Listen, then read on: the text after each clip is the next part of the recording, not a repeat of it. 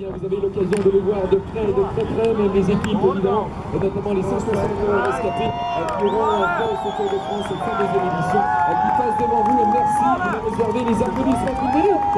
Et on rappelle effectivement que le temps final a été pris de manière définitive sur l'ensemble des coureurs de ce peloton kilomètre 41 en raison des conditions climatiques difficiles du sol. Donc réputé maintenant glissant sur les pavés des Champs-Élysées. Bien Thierry Boutou, le directeur de course, a pris la décision donc de prendre le temps final de cette série du Tour de France à l'entrée du circuit final, c'est-à-dire s'il y a un instant juste une crevaison, eh bien sera celui du circuit final, de l'entrée du circuit final au kilomètre 41. Et sur la droite de la route, on continue de tenter sa chance avec un coureur de l'équipe Orica Greenwich qui aura une carte en cas d'arrivée massive tout à l'heure. Ce sera le cas pour Michael Matthews. En attendant, eh bien, on tente tout de même sa chance avec pourquoi pas l'expérimenté rouleur Svein Tuft qui va tenter à son tour à 39 km 500 de l'arrivée. Et de nouveau, les coureurs vont faire le tour de l'Arc de Triomphe. C'est le cas depuis 2013 et la 100e édition du Tour de France. 39 km de l'arrivée et 20 secondes d'avance pour le 3 hommes de tête. Nelson Oliveira,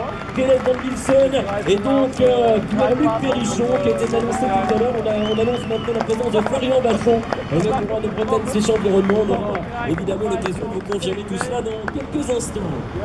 Il a commencé chez lui à Utrecht dans sa pays sur les Pays-Bas qui accueillait le grand départ du 102e Tour de France. Il était presque chez lui hier également sur les pentes de l'Alpe d'Huez. La montée des Néerlandais, 8 Néerlandais s'y étaient imposés par le passé.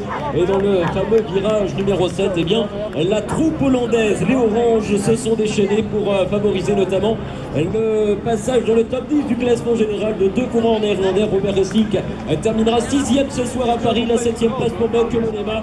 Et l'image qui revient eh bien, du côté de l'Arc de Triomphe qui sera de nouveau contourné par les coureurs. Ils vont faire le tour de ce grand monument français parisien, le peloton qui compte un retard de 27 secondes. Nelson Oliveira, l'ancien champion du Portugal de la course en ligne, champion du Portugal 2015 également, du contre individuel, le coureur de l'équipe. Les 40 ans d'anniversaire pour les Champs-Élysées.